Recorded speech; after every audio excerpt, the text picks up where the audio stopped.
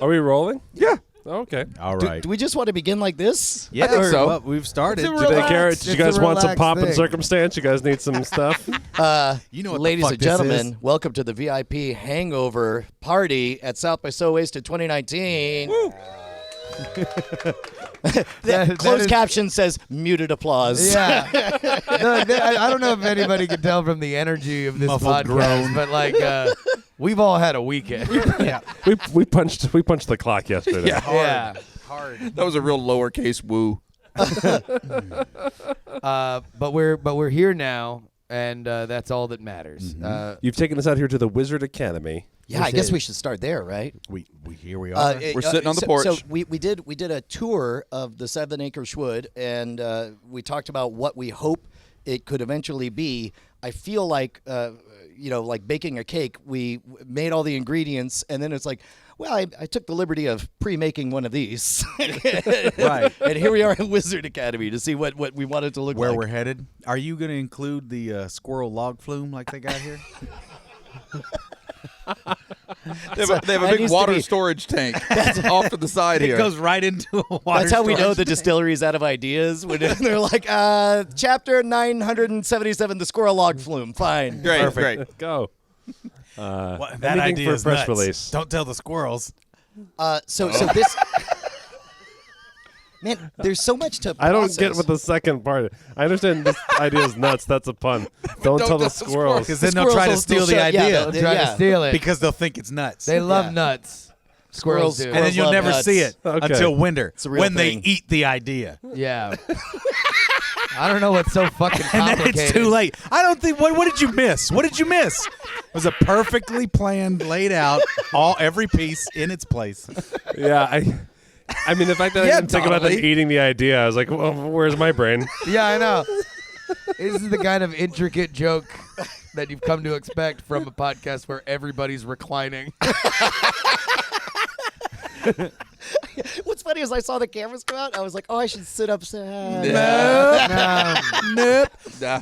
So where do we begin? I guess we begin with last night. That was a great show. Guys. Yes. Thank Super you. It was very good. It was the so North Door? fun.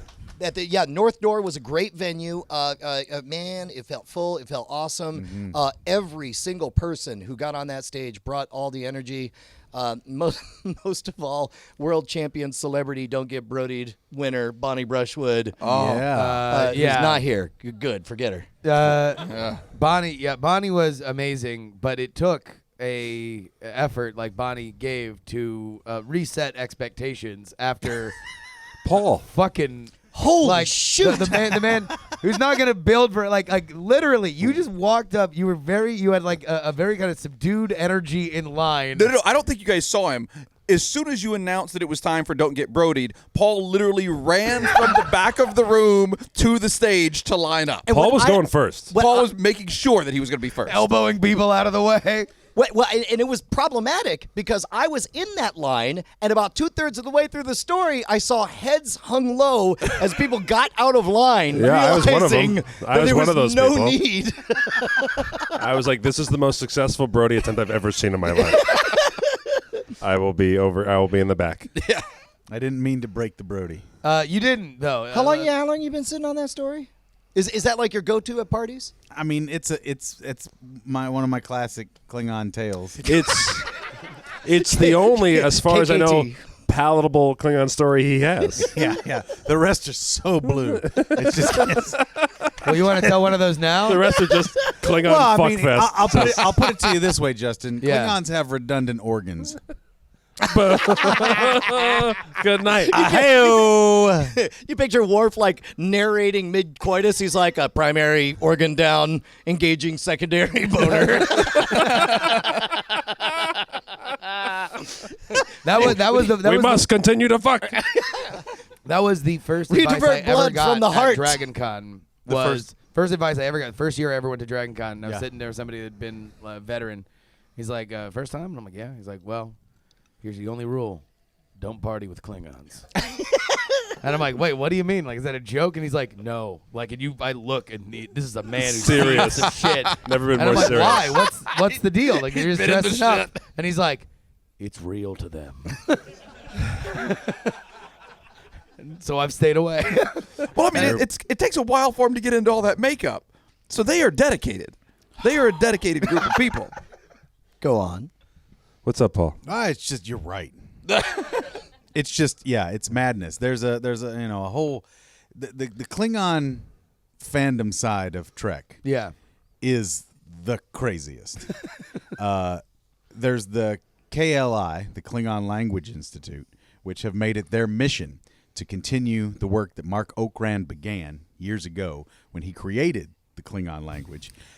Matt, are you upset that Paul is piecemeal- stepping on the topic that you were going to jump into later on? It's like, I can't believe he's torching all of my notes. But fun fact, the first time I ever encountered an Onion headline that turned out to be true was the headline that read, currently more Klingon speakers than Navajo speakers. Real thing. Oh, yeah. Yeah. Yeah, so Mark Okrand, who wrote the book on Klingon, he piecemealed it together from the grunts and groans of James Doohan, who basically generated the entire language around the time of Star Trek 3. Okay. So he's on Wait, set. James Doohan, wasn't he Scotty? Yes. Why would he be speaking Klingon? He's the one because here's how it works. Oh, that's right. He's our they steal- accent. that's He's right, our they steal. accent guy. He's our accent guy. He knows how to do this. Meanwhile, his Scotty accent is like, what? Super from legit. From what Scotland are you from? Yeah, it's crazy. So, also he has a missing digit. You ever notice that? Did you know that about Scotty? All right, here's what I know. This is the most interesting conversation I've ever had, and Matt has gone to sleep. He's out. Matt has laid down his microphone and put on his glasses. I feel like we're about to incite a Listen. civil war. I agree this is interesting to some people, so proceed.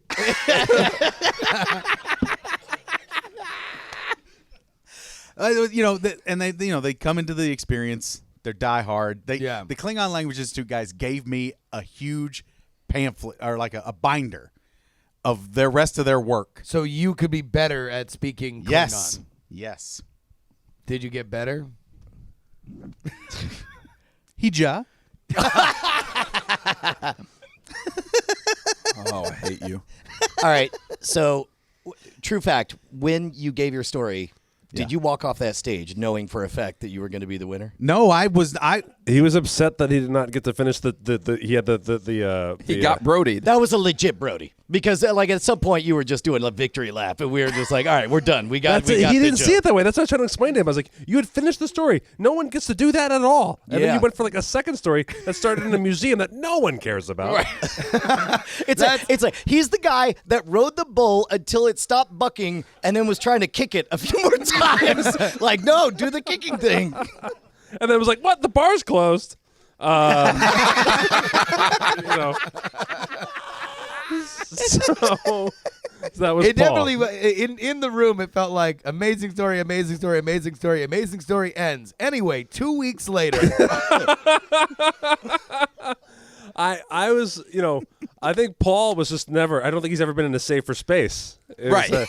He was just telling unbridled Klingon stories and just was like, I can keep going.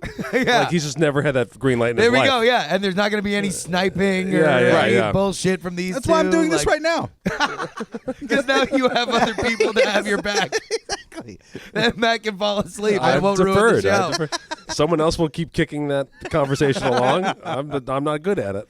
Did you have a story you were going to tell before you became dejected? At I was watching trying to Paul go crush first, it? thinking that I would not last long, which is a typical tactic of mine. Yeah. It's like, Worf says, engage secondary organ. Matt says, belay that order.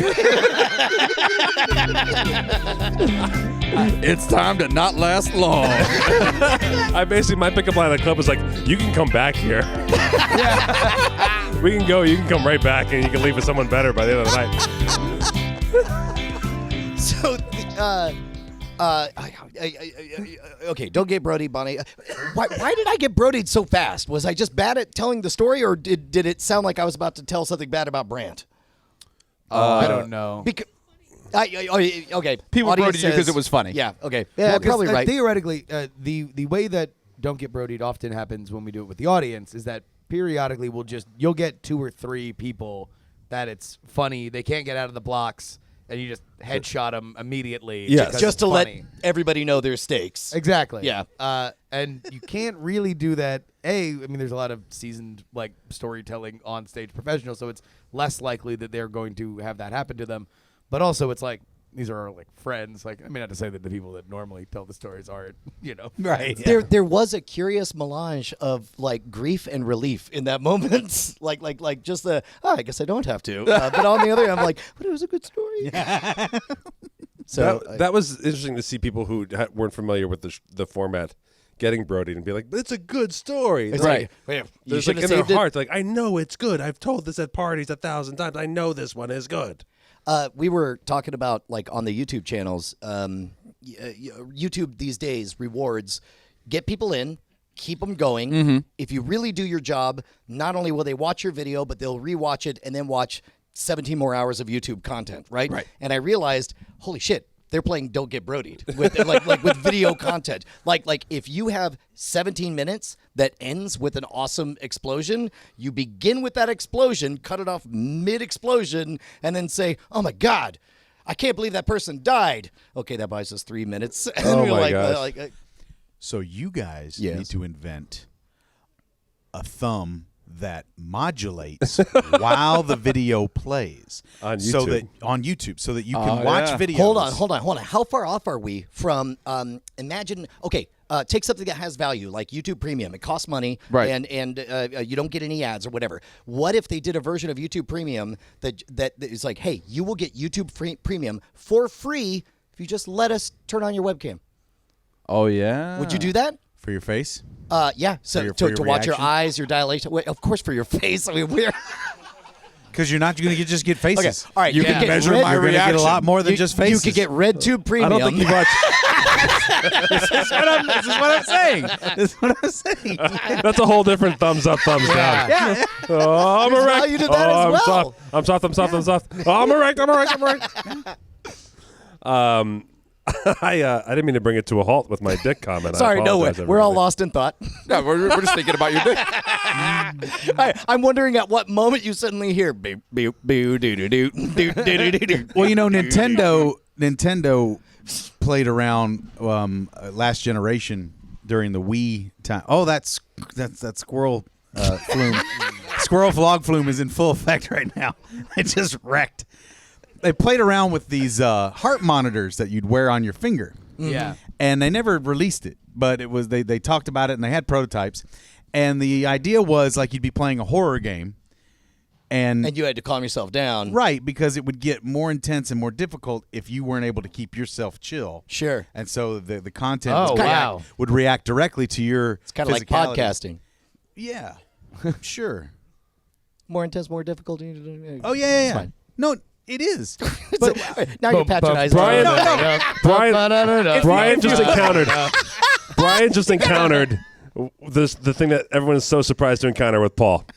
Is that if Paul's in a joking mood, he doesn't miss a beat. If Paul is in a serious mood, there's no jokes. There's absolutely no jokes. Is this my problem? When I talk about things I care about, there's like one toys word- and video games, there's- I lose my joke ability. There's one word that just makes Paul the most unfunny person in the world, and it's toy. Right. So, okay, I don't know if we've already publicly meta deconstructed, but after visiting the churn and talking with you guys, one of our favorite things about the dynamic is I don't think we've said this out loud to Paul yet. Yeah. Oh, boy. Okay. This, Well, this all is right. a conversation that the four of us have. Yeah, Four of us okay. had without Jacob and I have Paul. brought So, this up okay. probably a dozen times since you brought this up. Imagine that we just finished an episode of Ice Cream Social. You have left the room. Okay. Yeah. And the rest of us are talking. We all exhale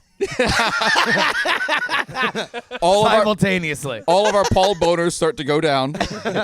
and then I think it was Justin that came up with the metaphor of like, so I guess the show is just blank. What did you say?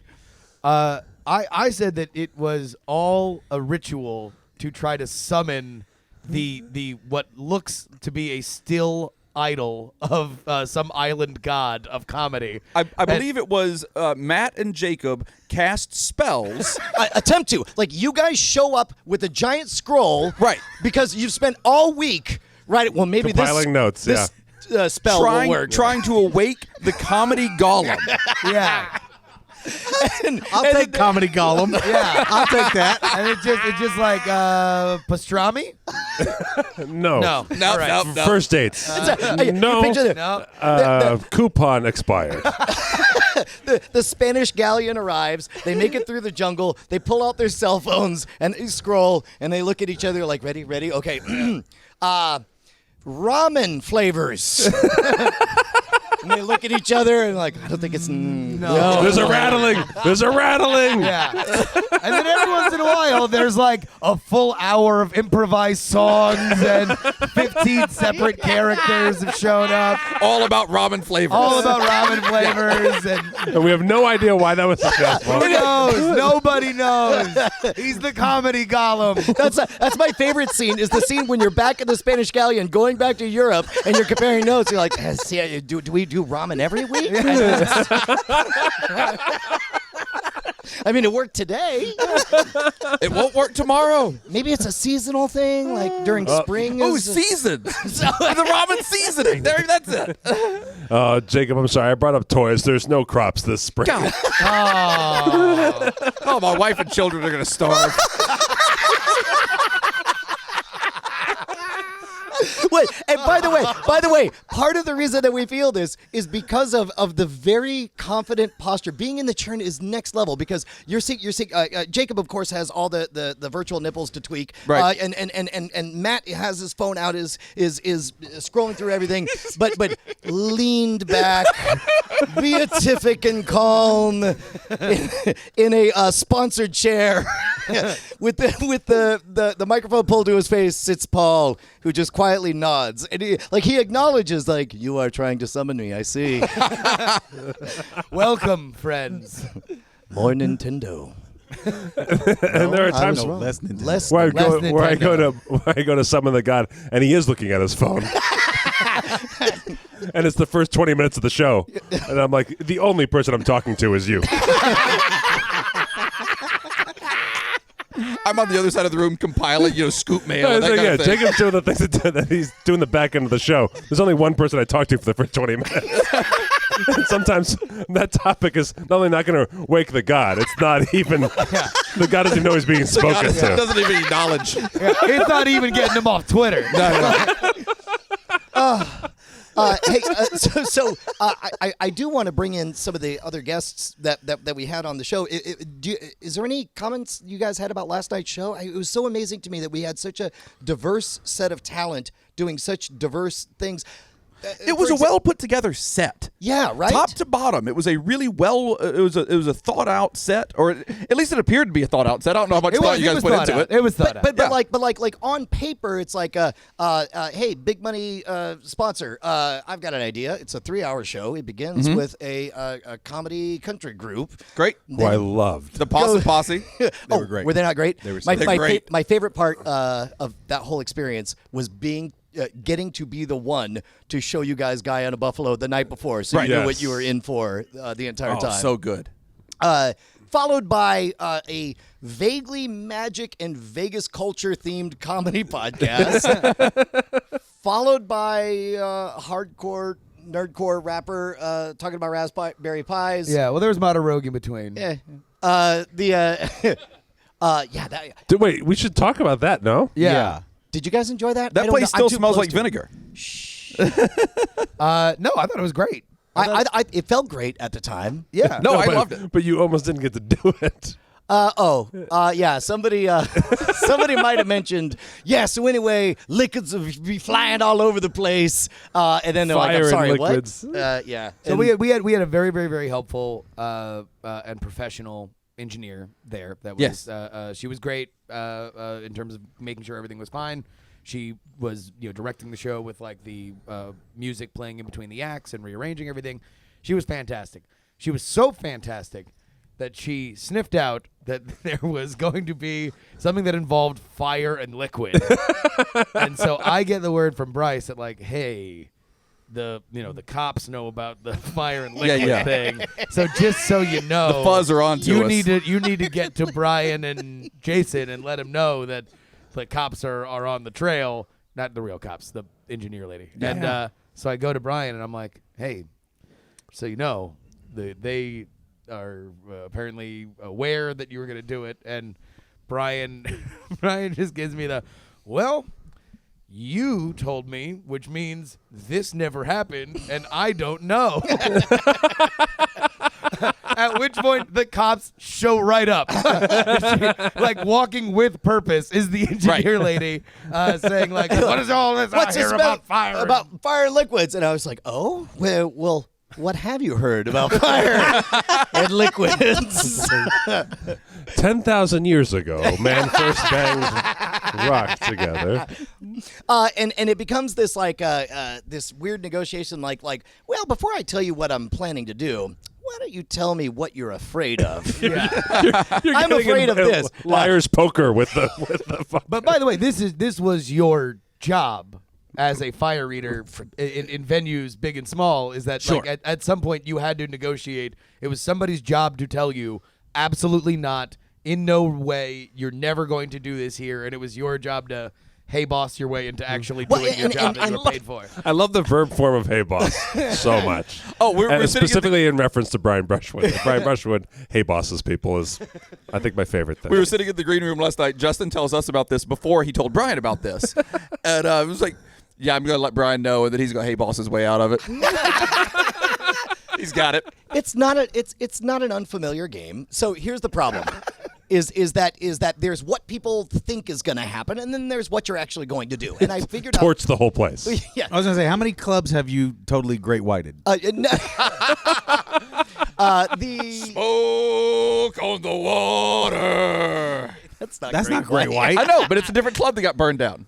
Oh, is that the name of the club that got burned? No, the No. Smoke on the Water is a song about a club that got burned down by was it? Frank By- Zappa. by Deep Purple. Deep Purple watched the club that Frank Zappa Yeah, escaped Frank Zappa from and the that Mamas burned down. burned a club down. Or they didn't burn it down. Somebody lit a flare or shot off a flare during a concert and burned that club down. That's what that song's about. Oh, that's awful. That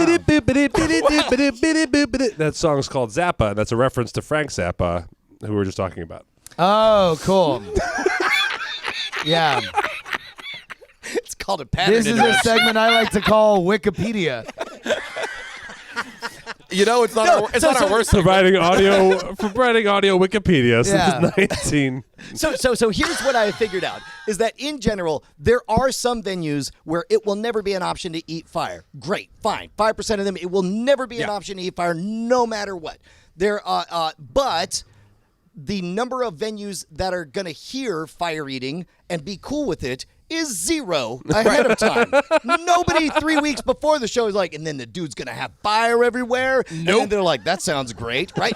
So instead, my job is to make sure that that conversation happens as close to the actual gig as possible so that finally, like, we're setting up for the show, and then somebody says, like, what are those? So like, oh, that's for the fire eating part. And then they're like, what? I'm like, let me show you. Light a torch, put it in my mouth. Oh, yeah, no, that'll be fine. Like, that's where I want to get to. Right. Okay. I don't want to surprise anybody with the fire, but I do want them to see it as close to exactly how it's going to be in the moment, right? Light torch. Oops, I dipped my beard in kerosene, light face on fire, put it out with a towel. So I have a story of someone trying to do that in a venue that I was running. God damn It's it. Frank Is it Zappa. Scoop Fest? Is it me? No, it was not Scoop Fest, and it was not you. Okay, because I definitely tried to do it at Scoop Fest and got called out. Oh, did you? Yeah, I got Not busted.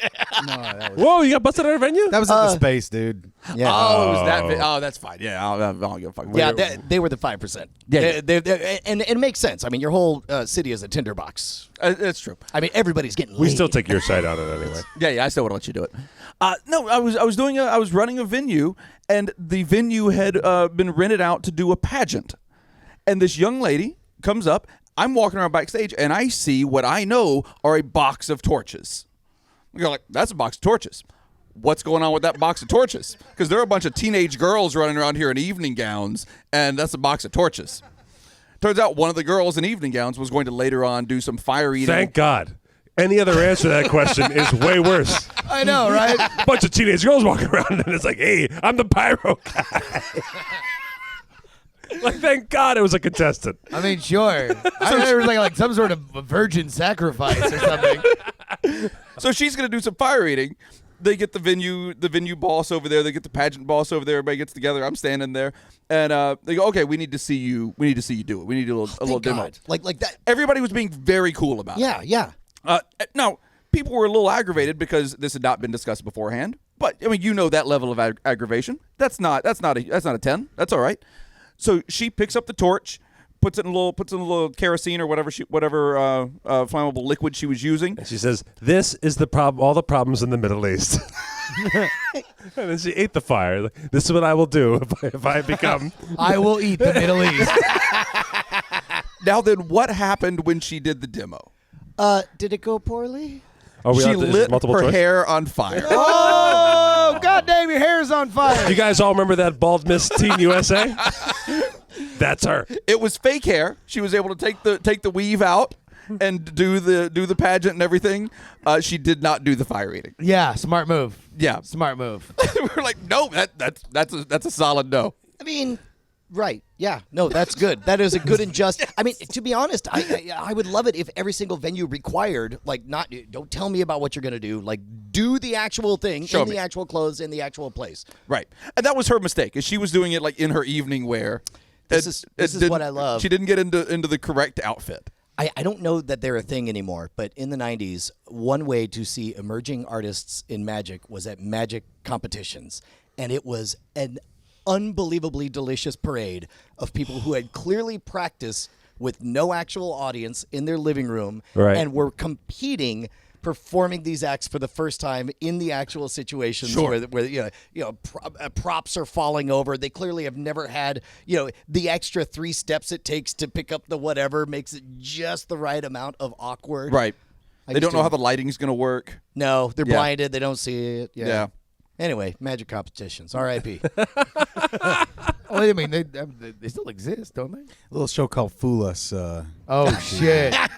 Flop that dick on the table. but I mean, fool us. You don't get to see the colossal failures the way you did at your local, regional area. Was it? Penn tells a story. I will do it no justice.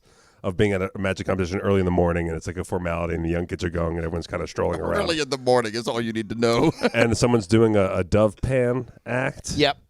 And a dove pan is where it's like do you know what a dove pan act is? No. No, don't be a dick. I'm asking for help. Jesus Christ. Yes. It's like if I'm drowning, I'm like, can you swim? You're like, I don't know. Can I? I don't know. Glove. Save me. What are you going to tell me that I ruined lifeguarding by saving someone in public? Dove pan is a bowl that has a cover, and in the cover is the dove, and you slam it down. I'm sorry, that'll be $5. Now you're a Right. magician. Slow down, masked magician. Yeah. Anyways, where's the fire involved in a dove pan act? Well, okay, so theoretically, you would have to have a justification for why you would take a bowl and shove down a cover on it. Yes. So what makes sense is to set something in fire in a bowl, because that's something we all do commonly. all the Okay. time. And then you're like, this thing that I definitely set on fire is now on fire. How shall I put it? Oh, here's a cover for a bowl. Let me slam it down. The last guy I saw do it, his whole setup was like, this is what it's like to not cook rice right. That was his whole setup. That's the way he got to the justification. Elegant. Yeah, right. I mean, it's smooth. Are you certain Yeah, it did but not there's- begin? In my travels to India, I learned. Well, I mean, he went with China. Okay. He said Bit I on the nose. spent many Because years rice. in China, and I tried to learn the ancient ways of cooking Chinese rice. I finally Please tell got me pretty this is real. good, but for a while, all I did was cook rice the wrong way. This, ladies and gentlemen, is what it's like to not cook rice right. We did it. We said the right spell. Keep going. Keep going. It took 3 of us. It took 3 of us. Keep going. How does the rest of the act go? Most of you think rice cooking involves some heat, some water, and some rice. The first component is the most dangerous of the 3. Heat. Heat, of course, can be generated in many ways.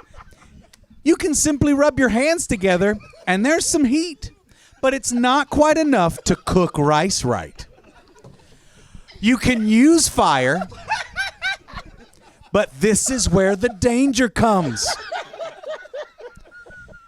There's an old saying in China.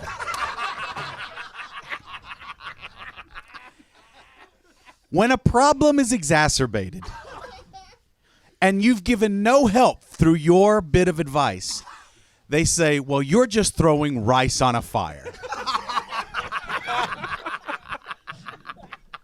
That's how you don't cook rice right.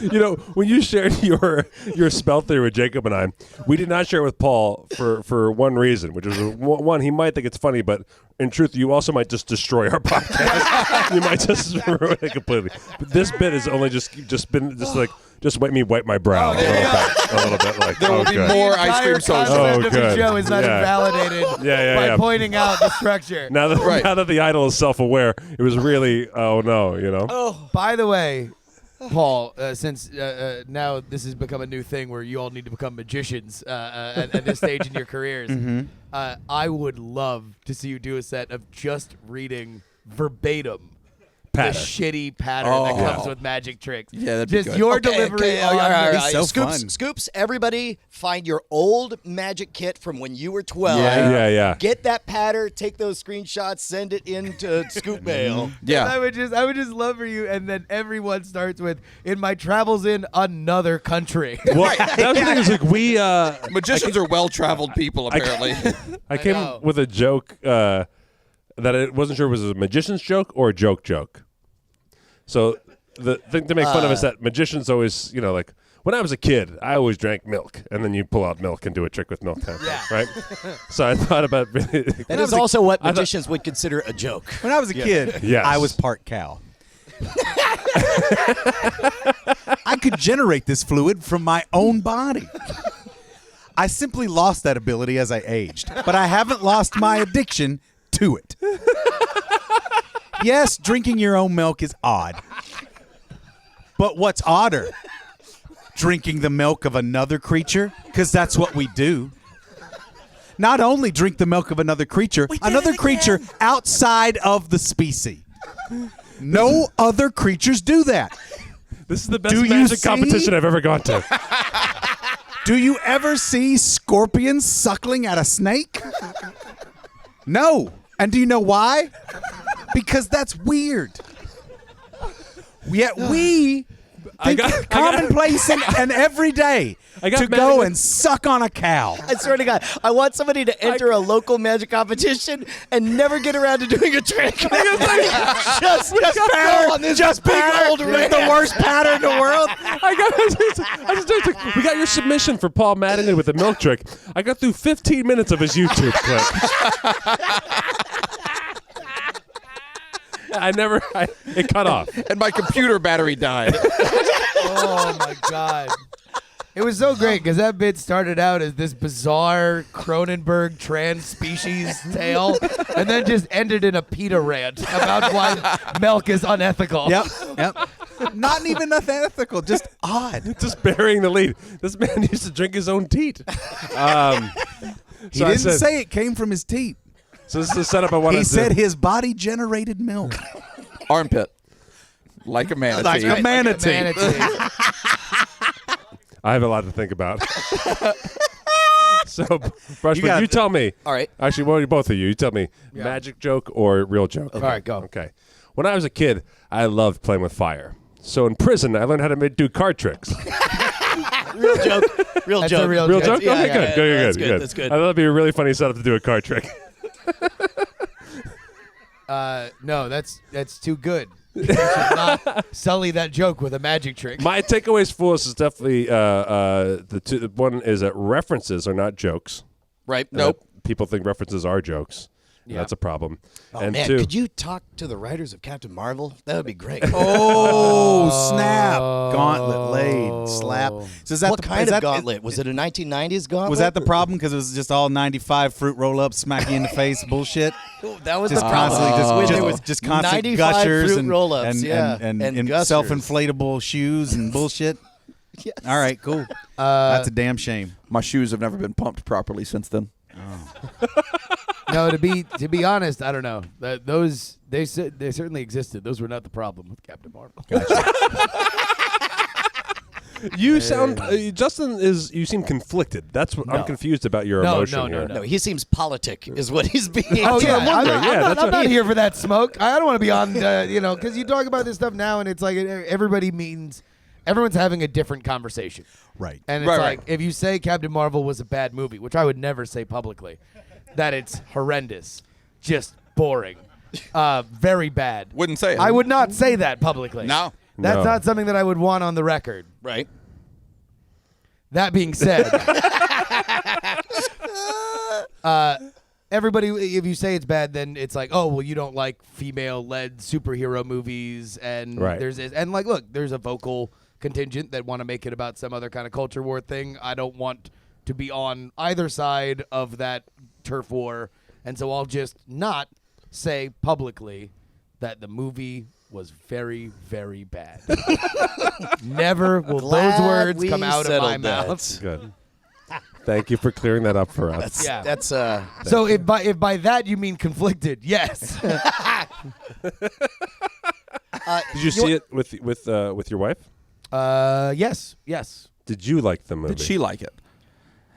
Oh, she can't be on record either. I thought as a woman it'd be okay. No, actually, this was a very special moment that happened the next day because Brian's daughter, who's now just turned 15, yeah. went to go see it, and we were at the taco place next to the theater, and so she gets out of the theater and comes over, and Brian has his criticisms of the movie, and he makes a bet with me. He's like, all right, set the over-under. How many of the problems that I had with the movie will she have with the movie? And so I'm like, she's a 15-year-old girl. Sure. It's a. You're expecting her to love it. It is a girl power movie. I'm like, in trying to set the over under, I'm like 1.5. Like, there's a chance she might like it. Okay. And keep in mind, like at this moment, we're sitting, crowding out the Torchy's bar, making too much noise. Them asking us when we're going to start paying rent, and we've rattled off all of Brian's problems with the movie. And I see my 15-year-old daughter wearing her dress, riding her bicycle, coming on up, and I'm like, oh, it's gonna be time. And then and I think to myself, oh crap, she is a 14, 15-year-old girl, and she sees the world differently. And I don't know, at that age, I was just happy to see moving pictures or whatever. And so she sits down, and I realize I love going to the talkies. so she sits down. Last week, a train almost hit me. When I was a kid, I was afeared for my life. I was just hoping that a plutocrat would throw me a copper so I could bite it to see it was real and then go to the moving pictures. I remember escaping from the truancy officer's gaze as I paid a nickel to hide in the movie theater all day. I tell you, no lie. There was a zoetrope that went 2.5 seconds. 2.5 seconds of entertainment. That horse was amazing. So she walks in, and I realize I had some real story problems with train pulls into station. What's its motivation, really? Seemed a little contrived. where were you? But maybe some of my problems were just with the local piano player hired to play along. Where were you when you heard extra, extra, today's 9/11? It was the bluest skies. So Penny walks in, and the one thing I don't want to do is corrupt or shape the experience. So I sort of get quiet, and I look over at Justin, and Justin starts asking questions like, what did you think? And I Well, number one, universally, we understood that no matter what, she is a 15-year-old girl. So the first answer to how'd you like the movie would be, So no matter what, she could have loved it, she could have hated it. Right, yeah. The first thing that was going to come out of her mouth, correctly predicted, was, at this point I'm leaning back out of frame. She's over here. I'm not a Putting part your of head this. in a bucket, just cannot lead. And then Justin leading is like, what'd you think of the main character? And then Penny's, she's a bit of a Mary Sue, isn't she? She's sort of overpowered, and now that I think about it, she didn't really have much of a character arc. I mean, she started off all powerful and ended all powerful. Didn't really have any meaningful epiphanies, and come to think about it, the world had kind of no consequences for any action, and so it was just like what was the point? Brian now begins Leaning. a golden light begins like emanating from the back of his head. I have never seen him prouder than he was in that moment. Like after she is reiterating out of as like if I it was a handed her a magic script. trick. Yeah. Like she's going point by point on the problems that Brian had with the movie, and he's just melting into a puddle of pride. And the next to her. over-under sheets are just torn up. Oh, and no, ripped no. to It shreds. was like Yeah. she got in the first 2 sentences. I look at Brian, I'm like, way over. Should we bring up some of the folks who joined us last night? Yes. Yeah, absolutely. Let's go ahead and bring in our sheriff of Tom's Thumb. Ladies and gentlemen, Tom Merritt. Tom. Daily Take grab- View Show. grab that mic there. Tom Merritt. Hello.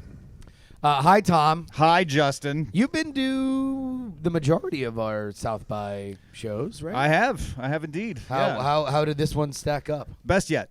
Yeah. No hesitation, no kissing up to my friends.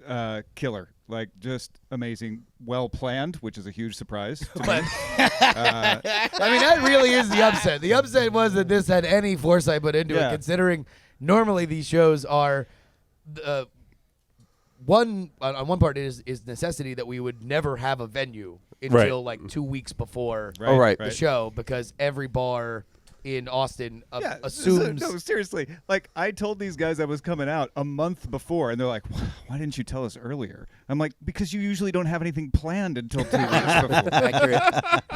Very accurate, very accurate. But Also, the double down being on time. well, Oh yeah, we actually did. had We had a schedule. We had Yeah. no choice but to be on time. There was a hard out. But that is all. We got to give huge props to Bryce Neshcom Castillo for making magic happen. Bryce. Bryce. Not too excited. Not too excited. It's Sunday. Bryce. Yeah, it is. But yeah, no, we actually had to schedule everything out, and people had to fit their sets on time. Everybody. Look, this is turning into the most boring testimony. You know, what was great about this show is it was planned well and on time. Listen, It was also fucking entertaining. Just like that train. Exactly like that train. Man, workers leaving the factory credits had rolled nothing at on the that. end. Yeah. There I was mean, even by a the way, post- that shit might be boring to y'all, but I'm like Brian watching Penny shit on Captain Marvel. I am thrilled The event because went that was down. my one job, was to make sure that we got out of there on time and didn't have to fucking pay some overage fee. But usually the running of the event falls to me, and it was wonderful. It was very well done. I thought it was great. I mean, and I loved that I didn't have to run it. That was the most exciting part. It was great. I am You super- kind of got anxiety about not running it, though, a little bit. You were Little, not- like, you were at not- one you were point, I not was like, fully "Oh right, I don't relaxed. have to do." At one point, I had to remind myself, like, It would wash over him in waves, where he'd be relaxed and be like, "I can't be relaxed. It's like there's an event," and then be like, "I don't plan the event. I'm going to sit back down. and that cycle just happened throughout the That entire happened a few time times. heading up Just beforehand. like the instincts. Just the of- natural, like, we're almost at the end of this act set. Time to go do something. No, No, I don't do anything. I- Also, same with me in that, like, anytime I had any question about the event and its procedures, I would turn and ask Jacob. And Like, Jacob hey, would look at me who's and be next? like, I don't know. I don't know. there's a set list on the wall. What's it say? Yeah. It was Well, very, and like- it Also, didn't there were lose. set lists posted on the Yeah, wall. right. It didn't lose any of Great. the dynamism of previous South by Southwesteds too. It was just as fun. It was more fun. It just got more fun. Which is normally that's the big change, is that normally the South by Southwest events are we find a bar 2 weeks ahead of time, and then we go to the bar, we drink at the bar. Good. important step. Sometimes the Possum Posse plays before, sometimes they play later. Sometimes Dual Core performs early, sometimes he performs later. At some point, Brian and Justin leave the bar, And the go party- go 5 feet over, talk into microphones for way shorter than we normally do an episode, because we'd rather just be at the bar. And then we walk back over to the bar, and that's it. And that's the entire event. This one actually had to have planning. Well, and you could tell, like, we sort of, if we're going to charge, this is the first time we ever charged money for anything, right? And if we're going to do that, we wanted to make sure that everybody feels like it's a good big event, and so we wanted to cast as wide a net and make as big a tent as possible. And I was so excited about all the different tribes that came together to be at the event and to go out drinking. afterwards, except for Bonnie lost her ID, and then we went to 3 bars trying to find it, and sort of went home sullenly. Yeah. Right now, there's some 16-year-old calling herself Bonnie who's just hammered walking around 6th Street. I'm Bonnie, motherfucker! Oh, and then I felt terrible last night. I've been telling you this earlier, but I'll tell you this now that we're on the show. Probably better. You're texting me all this stuff like Bonnie's lost her ID. We're trying to find it. We're probably not going to be able to hit the bars. We're probably going to head home. Are you guys good? Because we had ridden in with you. Correct. And so you're texting me like a good host because you were our ride in. You're making sure that we have a ride back home. Right. I'm texting you back. Yes, please don't worry about us. All of this stuff, we'll be fine. Take care of the ID. If we see you later tonight, we see you later tonight. That'll be great. If we don't, we'll see you tomorrow. No big deal. And then like 45 minutes to an hour later, I get a notification from my phone that none of these texts have gone through. Which is I sent you like amazing. 10 text messages. Which is amazing because my experience was letting you know these are all the reasons that I'm not able to be a good friend and a good host and all that. But the only one I get back of that entire run was you responding with, well, I was hoping we could hang out. That's the only one that made That it was through. like number 4 out of 10. That was part of a conversation. There's and a in guy at the context telephone made sense. company looking at your text messages like, oh, I'm letting that one through. That's The hilarious. most manipulative bastard in the world. Total egging him on. Just No, because I sent you this long text message that was like, no worries, don't worry about us at all. We'll be fine. We're great. Send. And I was like, oh, well, I should have mentioned that, like, we were looking forward to hanging out, but, like, it's no big deal. Because I was like, oh, that could be read because tone with text messages, that could be read as like, no, don't worry about us. We're fine. Fuck you. Oh, got Like, it. So I want to be like, no, also, like, yeah, we were looking forward to hanging out, but it's fine. And so it's funny that that's the only one that you saw. But it's fine. it's fine. Where did you get the hand pump T-shirt cannon? That was that was was possible. Joe That was Possum Possum. Yeah, Oh, no, Possum Possum. that's one of their bits, man. Yeah. They strike that right balance between being so good at the music side of things and so subtle on the storytelling things, where it's like you can enjoy the song perfectly fine, but then the moment you start to really pay attention to the lyrics, you're like, oh, there's some really clever shit happening in that. Yeah. And it's like even the launching of a T-shirt from a T-shirt cannon is such a trope at country music concerts and all that. The fact that they, again, from 1,000 feet, you're like, well, they're a country music act, so of course they're getting a T-shirt cannon. But it's like this, what was it? A big Big poppy, huge big rifle. Poppy. Big poppy. Big yeah. poppy. Yeah. It's the world's only hand pump T-shirt cannon. Yeah. It just flops. I love this so much. So good. Damn good. Hey, do we want to? Can we bring Daniel Whittington, our host? Oh, up here? yeah. Ladies Come and on gentlemen, up. Daniel Whittington of the Whiskey Tribe, proprietor of this fine distillery. Yes, the Fang and Feather. Which, by the way, we got them to open early because, like last minute, Daniel was like, "So what time are you starting?" Like, yeah, we'll do this, and then we'll come over at noon. He's like, "Okay, we open at 2, Except for today. but we made it work."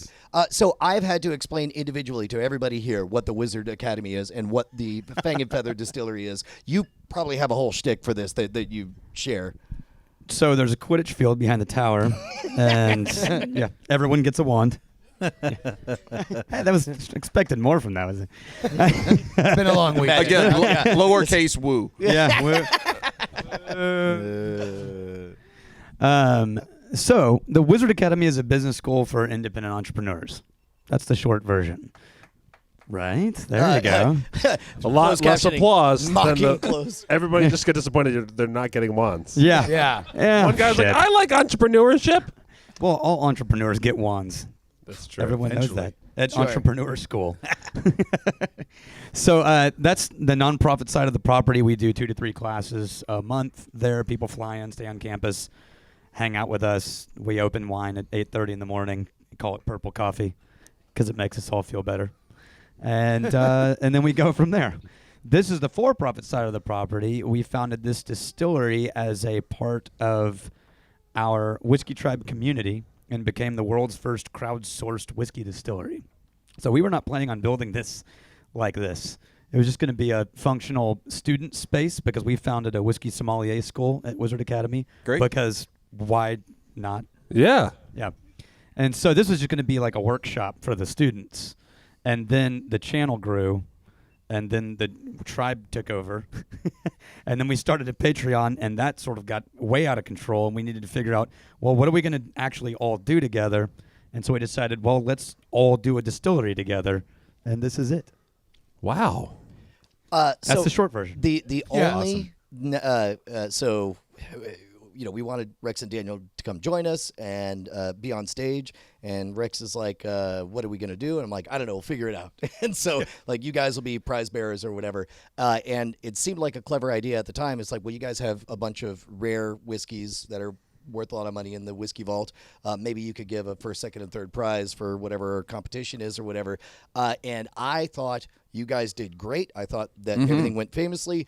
I found out the only negative today was at the VIP Hangover event. A couple folks came up and were like, yeah, man, it was great that Rex and Daniel were there. And then they presented this, whiskey that's, $5,000 a bottle.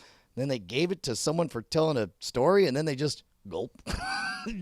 Did it like a The shot. first one, he walked up there and just knocked it back. Just Fucking so held you his know. nose Was and that and painful for knocked it you? back. Or I expect that to happen every single time. I just assume unless I'm at a whiskey tasting, people are just going to do shots. So that's what I expected but also, to like, happen. theatrically, I mean, who's going to be feeling better by them, savoring the flavor for 5 minutes? That's the live thing. on stage? That's shitty stage show. Yeah. Right? If someone gets up like, I won. The bouquet is so lovely. Yes, it says. Is that notes of? Yeah. Yeah. No. It's much cooler to just be like, yeah, I just downed about $1,000. Is that notes of cedar and determination? I did one of those shots, and it was still very delicious. It's always going to be good. Yeah. Good whiskey is always good, no matter how you drink it. That's one of now- the things that. Sorry, go ahead. No. I'm going to take it another direction. Oh, okay. That is one of the things that drives me nuts. Is we did a couple of crossover episodes, Mono Rogue with the Whiskey Tribe, and there is a fundamental truth that you begin every single one of your segments about, which is good whiskey is whiskey you like to drink. That is the alpha and the omega. That's the beginning and the end. Anyone else who says otherwise is a pretentious asshole. Right? Yep. First words out of your mouth. Comments like, "Oh, you're gonna tell me how to drink my whiskey?" Oh, yeah. It happens every time. It's like it's right at the beginning. Don't you tell me to enjoy the whiskey I enjoy. Fuck you. You don't know what whiskey I like. You're not my real dad. Don't you tell me I have freedom. Fuck you. Yeah. That's mad that you're telling they're free to enjoy whiskey. Now, there was a Hail Mary thrown up because you guys did an amazing episode of Ice Cream Social, was it a week and a half ago, where a listener Oh, brought yes. a whiskey called Oh, Tiger yeah. Snake Tiger snake. Oh, yeah. from Australia. 136 So proof. you know of the tiger Well, snake. here's That's about right. Yeah. here's what happens. So I'm listening to this episode, and then I see the next day, listeners are like, "Oh, you got to bring Tiger Snake to Austin. Bring Tiger Snake to Austin." Yeah, which is, And you I guys believe, are a like, crime. A crime if we got on the airplane with 136 proof whiskey. it was I believe. certainly a crime for her to bring it to us. Yeah, I believe. I believe It was an just be international offense for her to bring it to us. It's committing like, of crime. It's like, by the way, I don't want to accidentally be putting it underneath the chair in front of me, have it compress, and the plane explodes. Yeah. Right. Like, And then some girl starts practicing for her pageant trick, and then boom. And then it's just- so you're like, absolutely not. It's not coming down. And so I'm like, okay, well, shit. The one thing, if there's one Hail Mary to throw up, it is to contact Rex and Daniel and say, anywhere in that whiskey vault of yours, do you have this devil brew known as Tiger Snake? The only tiger snake that I have seen at all available in the U.S. is 80 proof.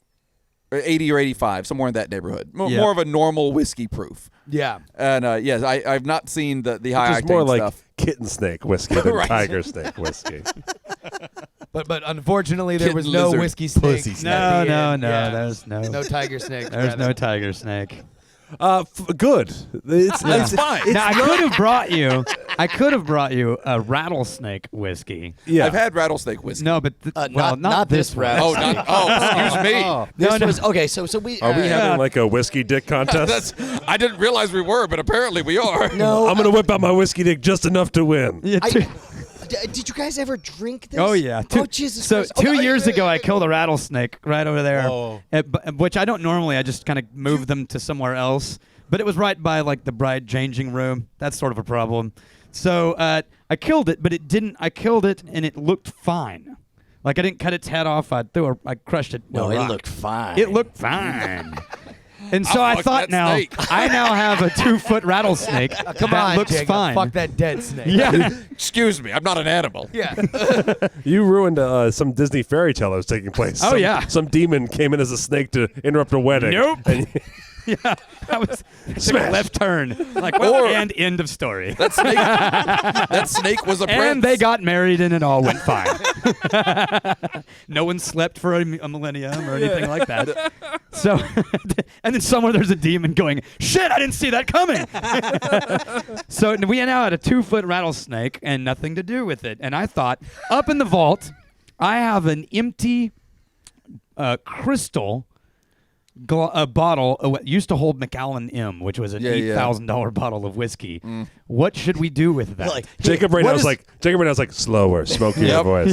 Take your time. what is the most profane thing Yes. I could think to do? So we stuck a 2-foot rattlesnake into an empty bottle of Macallan M and then filled it with Jack Daniels. They drank it. They drank it. Well, so here's what I forgot. That's Here's the where- cackle of somebody who knows that you're going to hell. Here's where it went slightly wrong, which was I just thought that was The funny. idea? No, Which no, was no, the idea? no. We immediately photographed snake. it. Yeah. Here's what went wrong. The beginning. That's it. It started with a snake. But also, I would submit the middle and the end. Did you devein lot this of- thing like a shrimp first? No, You didn't unpoop it. no. There could have No. been half a mouse in there Oh too. yeah, absolutely. Yeah. So It's not just whiskey; it's mouse whiskey. the real problem. mouse and snake. I gotta say, I'm not snake getting and half a sold on mouse this. whiskey. There's mouse in the whiskey and whiskey in the mouse. and the snake, the mouse and the snake, and snake and the whiskey. So I suppose you've all been wondering what you've been drinking today. Yeah. Hey, oopa. Half a mouse whiskey. Also, this has already taken a wrong turn for me slightly. Only what makes tiger snake so disgusting to me is actually that it's a sour mash whiskey. That like it just doesn't taste that That's great. most. I mean, that's yeah. Yeah. That's most American whiskey. But. yeah. Yeah, but okay. Full stop. I suddenly a smash cut to. I was going to actually. Okay, I'll go through the inner debate. All of a sudden, I see you in your mind driving down Las Vegas Highway, and I see an off ramp labeled "Argue with the Sommelier." Yes. and you're like, no. Yeah. And Actually, it was Empire. And then I was gonna, but the next ramp was backpedal and ask questions. Also, like, no, it's not gonna make it podcasting. it's not fun. It's never fun. Then your So now- Garmin GPS and the voice of Darth Vader says, "Keep going." So now I'm just lost in listening to podcasts. So there were several mistakes along the Well, way. yeah. Okay. So we'll come back to this. That's right. Do we want to discuss Matt's questions about sour mash or figure out what the fuck happened with the snake in the bottle? Yeah. Yeah. So we took a photo of it and posted it to social media, which sort of started a bit of a rampage. So was the photo of the snake already in whiskey now? Oh yeah, in the Macallan M. It's Okay. and it's People already got in a little whiskey. upset by that. Okay. I don't know why. Because you were like defiling the corpse of an animal, maybe? No, because they thought They you were would take. whiskey people. Yeah, they were a little upset by their thought that we put Macallan Yes. M and a Oh, snake how together. punk would that be? Right. Yes. They thought We that should they do took an extraordinarily expensive and rare bottle of whiskey. Oh, my and God. shoved And a stuck a snake snake into in it. it. Can we launch a Kickstarter for this? Yes. Like, hello, I Sure. would like to raise $10,000. By the way, I have another empty Macallan M bottle. If we decide I something would else we'd like to do suggest with it. you just open a side business where you will snake up any whiskey. Done. Send us a whiskey. I feel like that's an Etsy shop. Yeah. Yeah. Put a snake in it. I'd like to. snake up your whiskey. Yeah. I want to buy a handle of middle finger rare. Yeah. Yeah. It's a big fuck you to anyone who likes whiskey. we go. That's We right. shove a snake in it. Artisanal. It's artisanal whisk. Oh God. That joke has some teeth to it. Real fast. Oh. It's a real rattler. So we stuck this bottle in my office and forgot that 40 proof Where is were you not high guys in the enough. writer's room of Captain Marvel? Unhinge your jaw and do a shot of this. That was the bad one, huh? Yeah. Wow. We found it. We found it. I didn't think the Fang one was going to Call go over off well the at all. surge. That went crushed, and then the unhinged the jaw. I thought that was a better fact. That's an But All I right, was- so, but so I you was have wrong. the I was wrong. the snake in the whiskey, and you posted. Is there a wizard class for joke writing? Because I clearly messed up my priorities. Yeah, but we have prerequisites. Fair. Yeah. That's fair. I just, That's fair. Tough but fair. If that's the case, I still have questions about Sour Mash.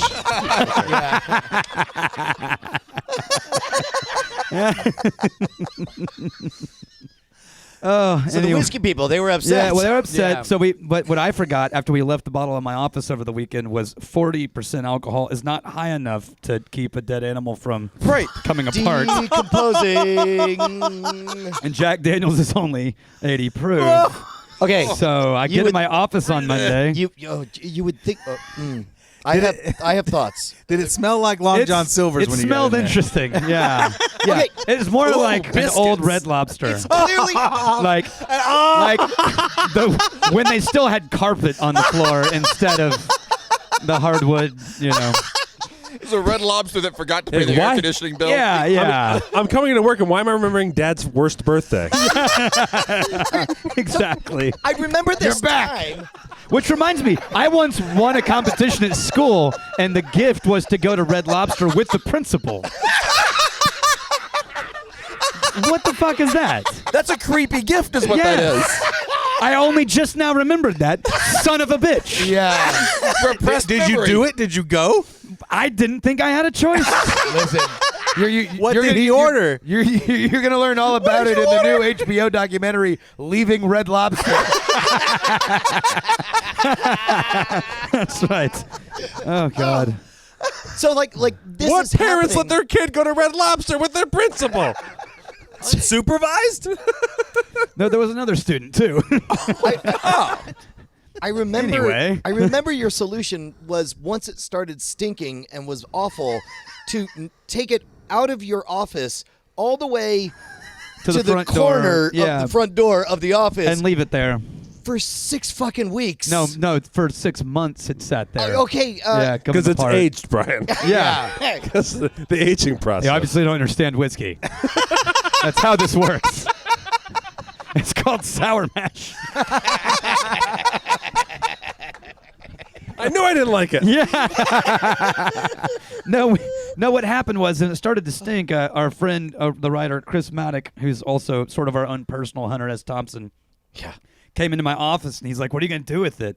I said, I think I'm just going to put it outside. And he goes, we should try it. And I said, okay. That guy's a son of a ripe- bitch. How ripe is it at This this is point? 6 days in. Hey, baby. And so I'm like, okay, we'll pour it, but we can't smell it because we'll probably both quit. So we both.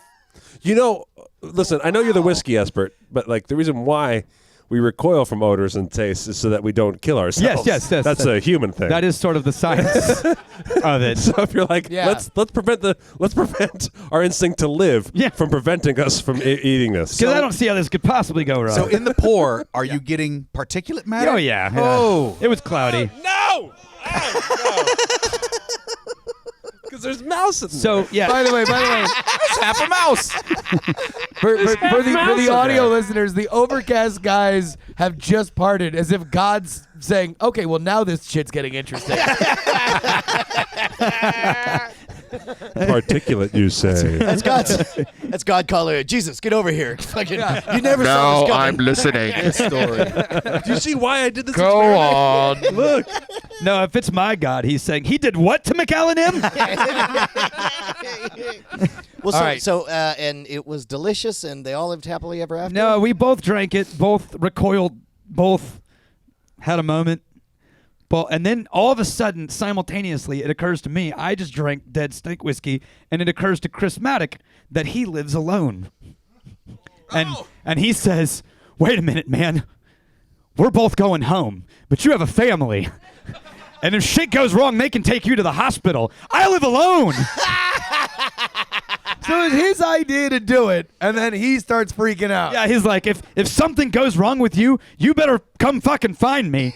Because I'm probably dying on the floor of my apartment. Is this a long con for Chris to move in with your family? Yeah, he almost did that day. Yeah, Do you think you both recoiled because of the snake? we both. Yes, absolutely. No, yes. no. That's science. Yeah. If you unhinge your jaw, no. Yeah. Oh, what a terrible No, joke. we uncoiled because after we drank it, we thought it was okay to unplug the nose. and? Oh no. But then smell still comes from two from directions. within. Sure. Yeah. That's a horrifying realization. Oh, like, yeah. what's that smell? Oh, it's coming from that's inside. inside of me. Yes. Inside the house. Smells coming from inside the house. That is me. It's under the floorboards. Clunk, clunk, clunk, clunk. Yeah, so how did it all come out? We were fine. Okay. Yeah. Yeah. No noticeable interesting colors in No, things? I don't remember much for the next 4 or 5 days, You but didn't they piss seemed venom? fine. Yeah. He had a full head of hair before he drank it. Oh, okay. Yeah. That's true. Long, luxurious locks. And I was 6'2". And But a other than woman. that, things are going great. That's a powerful snake. Have we whiskey. have we lost Andrew Heaton? I was hoping to get him. Yeah, up as well. Heaton. It looks like he had somewhere to go. Beast out, but just know that Andrew Heaton was probably enjoying the first half of the show. Well, and also was great last night. Crushed it. He was awesome. I think that's my favorite thing is how everybody just fit. Everything was fantastic. Yeah, We're great. The end. Pitying applause in the closed caption. there we go. There you go. Okay. There they showed up. Well, you want to wrap it up? Yeah, I or- think so. Thank you to all of our VIPs for the VIP hangover. Yeah. And thank you to Ice Cream Social for coming all the way down here to Texas. Thank you for We having love it. us. Thank Our you for having pleasure. us. This We was were so fun. thrilled. We want to do it again. Thank you to Rex and Daniel for not only being a part of the show, but also letting us use this venue. Yes. Yeah. This place is amazing. Thank you to the weather for not raining on us, despite threatening several Multiple times, yeah. And most of all, thank you to Ice Cream Social for saying you'll do it again before you have to fly Spirit Airlines home. Oh, God. We're aware of what it's like to fly in a third world country of an airline. We're all right. Man, no, this was fantastic and super special. I love you guys. How about that? Yeah. Love you guys. Sky and Fire, see you next Tuesday. I mean, I guess Fuck you in the it's face. a combined What thing. else? So do you want to thank Pendulette may for you creating drink this with a podcast? friend. Yeah, or- all that stuff. Hold on, hold on. How do we? What if we mashed up all of our wrap ups? Because you on the Whiskey Tribe, you end by saying what? So if you fight, may you fight for a friend. If you steal, may you steal a lover's heart. And if you drink, may you drink with us. Okay, so if you fight, may you die in a fire. If you steal, may you fuck you in the face. And if you drink, We love I'm you. a modern rogue. woo! Thank you guys. That was amazing. Cheers. We love you all sexually. Kapla. And now it's time for the real touching Q&A, right? Where we get real honest about everything. Yeah, you guys want to do a Q&A? Yeah, let's do a Q&A.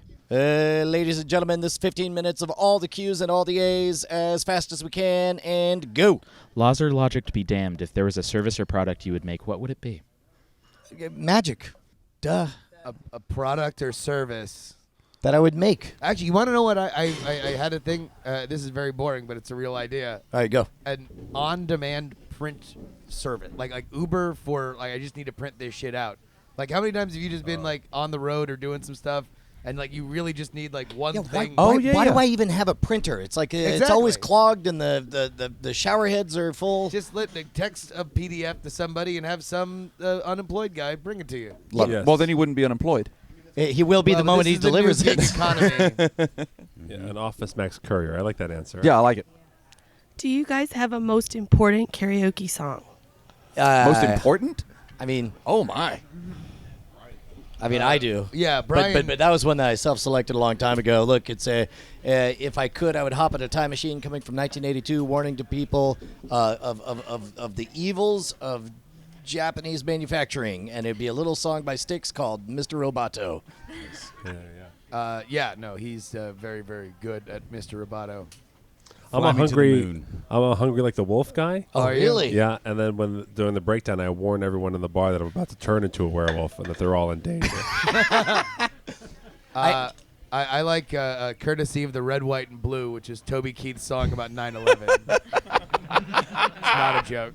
No, that's a real thing. Also, Justin and I thought we were already best friends until, I thought I was pulling a fast one by setting up Ballad of Chasey Lane. Chasey Lane. And then all of a sudden, Justin leaps up, and neither of us are looking at the words as we sing the song. And it was like, okay. We've had a lot of dick. Yeah. Yeah. I'm a chef, chocolate salty balls. Oh, Classic. that's a good one. And I always like to dedicate it to my wife because she hates it more than anything in the world. Nice. Gotcha. Nice. Yeah. I find myself in a situation where I have to learn to eat fire. Can anyone learn to eat fire? And do you have any tips on how to do it without burning your face off? Not as easy as it looks. Says the guy who's caught his face on have fire. you guys ever seen this video where I burnt my I lit my face on fire in Adam Carolla's garage? No. It's a real thing. It's a real thing that happened.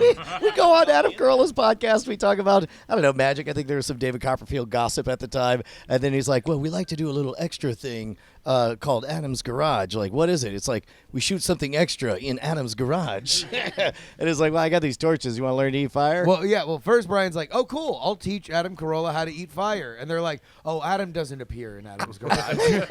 Like, this is literally just extra stuff with you." And we're like, "Oh, well, I'll okay." teach Justin to eat fire. Yeah, not as easy as it looks. It's I exactly didn't follow, as easy as I it didn't looks. follow directions, and He as definitely- I opened my mouth with the flame still pluming, it definitely engulfed my face. Good. Oh. Good. Oh, goddamn, your face is on fire. Which was that was That was the moment. the famous Brian Brushwood line, as my face was indeed on fire. Good. Oh, jeez. Okay, so with you guys making like so much stuff all over, how do you know to juggle between one project to the next, especially in the beginning when you wanted to do all this stuff kind of like all at once? And then how do you save yourself from burnout of trying to do just focusing on one or doing all of it at once? I have a take on this, but I'd love to hear what you guys think. I would say, Yeah, go ahead. I'd say I think I said this yesterday in the car, which is like one of the smartest things I ever admitted to myself is that I'm a horrible multitasker. And so even though I have a lot of endeavors, I can't do a bunch of them at the same time. So I have to prioritize either by the day or organized by the hour. But but honestly, it usually comes out in phases within months.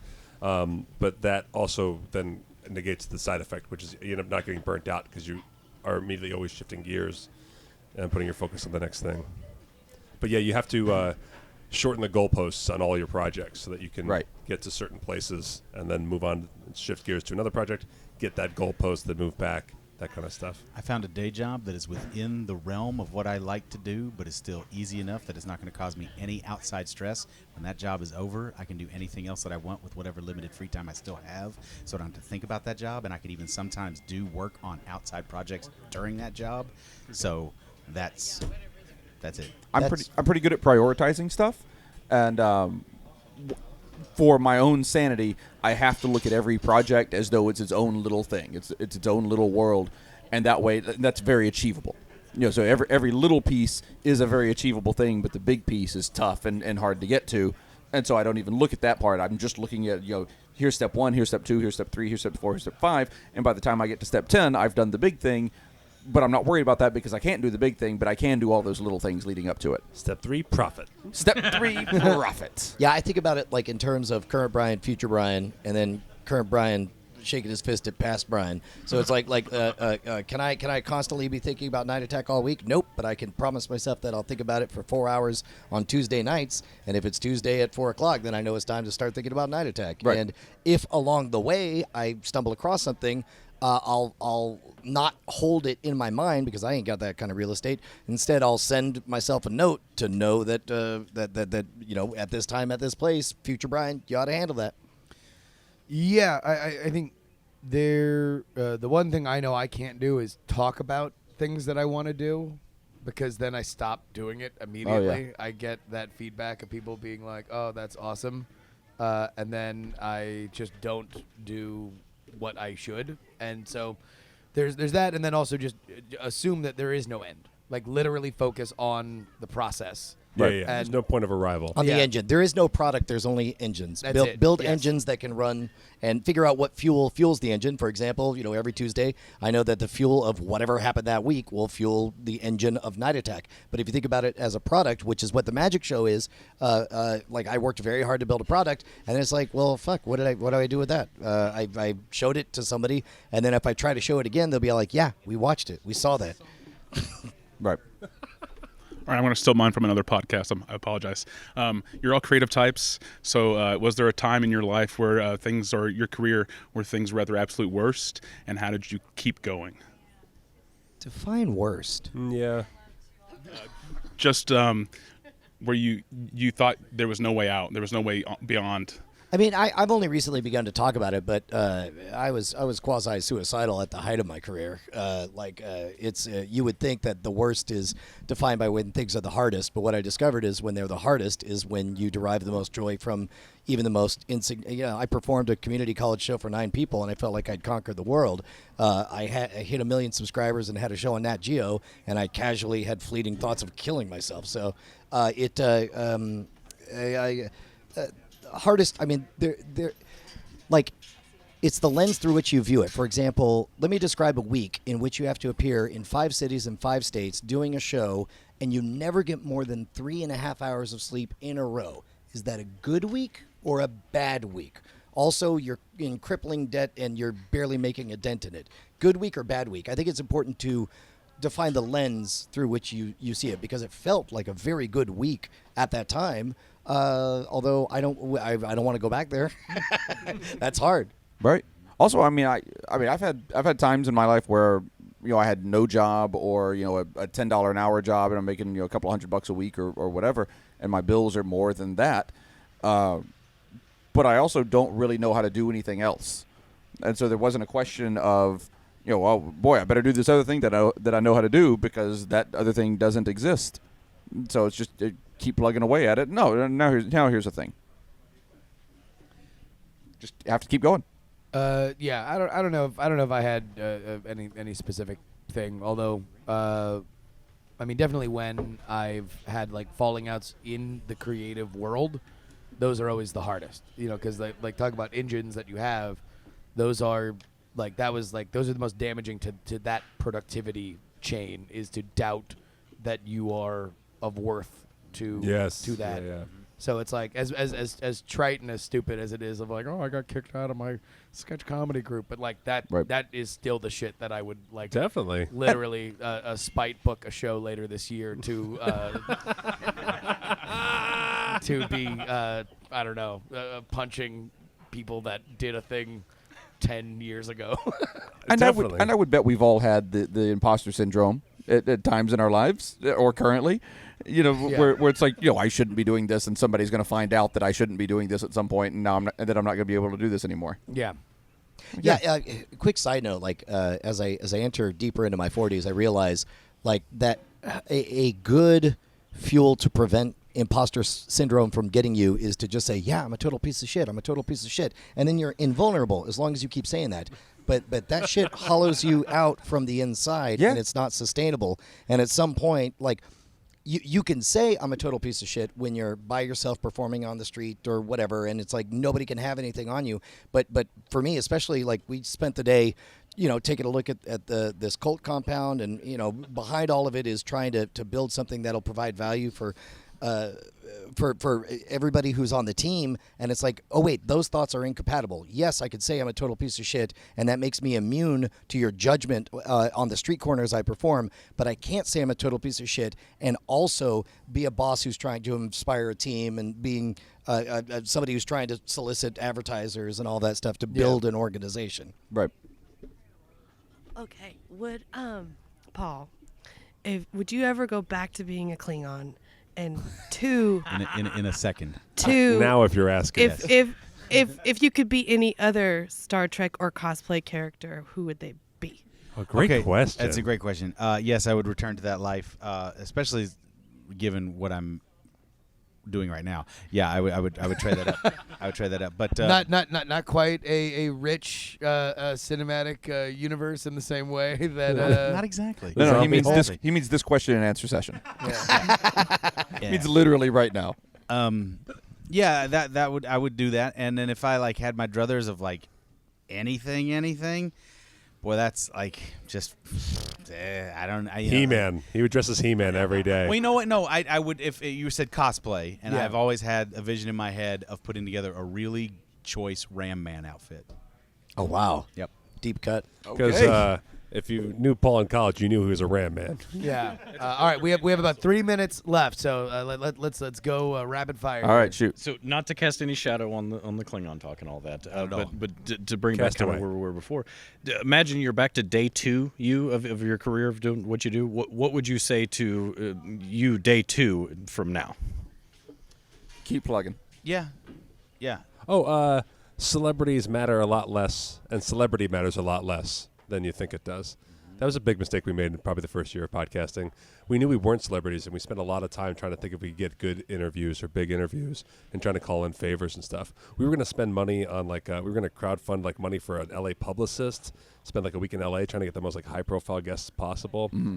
And we found out so much slower than we should have that our audience fucking hated our interviews and loved when we fucked around, and they just did not even download our celebrity interviews. That kind of goes back to products versus engines. It's like, yeah, you scored this one famous person. That's a product, but that's not an engine. An engine is fucking around and telling the truth when you're not supposed to. And also, thank God we weren't right. If we were right, and then we always had to book our guests. Yeah, I don't even know where this is going, this recording, so I'll speak openly. Penn Sunday School does work like that. Penn Sunday School, when they have a big celebrity guest, those downloads and those YouTube views are way higher than when he's just fucking around with Godot and I. And that kind of doesn't feel great, because that's the one that's the engine that's more accessible. And so if we were right and booked a celebrity guest, we'd just be chasing that all the time. Right. And it would be exhausting and awful. Our entire lives would be just booking people. Yeah.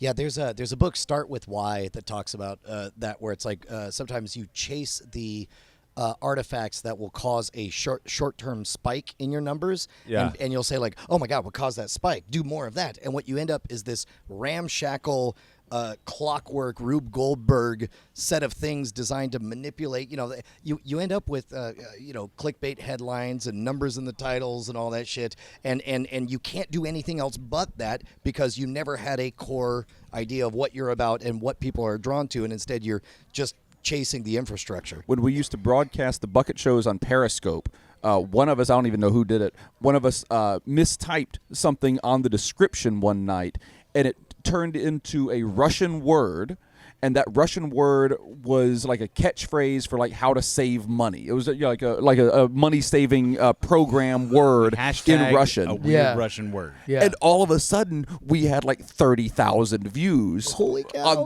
on this little thing that usually got a few hundred. And we were like, we were doing 185, and what's the difference between an orange and your mother? And we had. How am I to be saving money with this? Where is value? But there was a real conversation that night about should we always hashtag this word? Should we just keep trying to gain hashtags? Yes. If you ever have that moment when you're like, okay, what did we do that caused this? Just remember that the last time we heard about we caused that with the compliment bomb. We went and spammed a Doobie Brothers concert review for a small Pennsylvania newspaper, and they had an all-hands meeting to figure out what they had done so right with the titling of that thing, and whether or not they were going to be an all Doobie Brothers review newspaper from now on. Because it was like record-breaking traffic for them, and it was all these comments, and they were like, "Well, it doesn't appear to be a spam thing." And instead, we're just assholes. Yeah, right. We just wanted to have everybody comment on this one. That's Doobie Brothers that's a order. nice way to do that. Well, no, that was the idea. The idea was that we were going to break into their house thought. in the middle of the night and clean up their living room and leave flowers. All right. Hey, guys, thank you so much. South by So Wasted 2019 VIP Hangover. You guys are the best. Thank you. Bye.